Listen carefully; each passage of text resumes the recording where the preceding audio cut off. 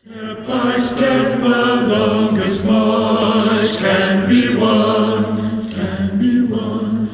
Many stones to form an arch. I've been asked many times, what was the first thing you noticed when the SWAC won the election and became the bargaining agent then for Bethlehem Steel? You know, you got your union. What was the first thing you noticed? And some of our guys would say, well, the first thing we noticed was they start applying seniority, you know, and that was true. And that's a very important thing. The first thing I noticed, however, was that as soon as the union got in, you could talk eye to eye to your supervisor on the floor, go up to him without the fear of being told to get out the door, you know, that I'm the boss, get out the door. They had to listen. So it gave you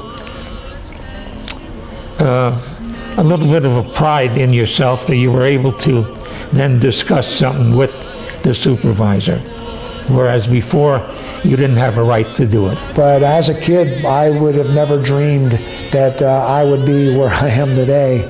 It was, I guess it's kind of, I think back, it would be kind of a culture shock if somebody would have said to me, 18, 19 years old, you are going to be the president of the local.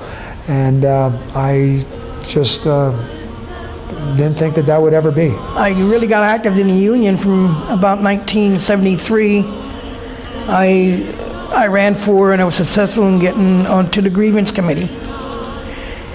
I was on there until 1987, where I was a grievance committee man and built myself up to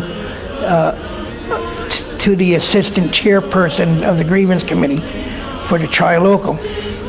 In 1982, I ran against a fellow that I really loved, and it was hard for me to make a decision to run against him, but I ran against John Tuba and was successful and stayed on as president until 1991.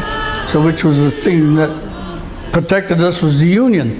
And thank God for the union that we did have one. Because if we didn't have the union, you know, you didn't have a word to say. You had to do what the company told you or you go bye-bye. And I always appreciated that I was a member of the Steelworkers Union, 2599, which kept me living, you know. So anybody that says the unions are no good, let me tell you something, fellas.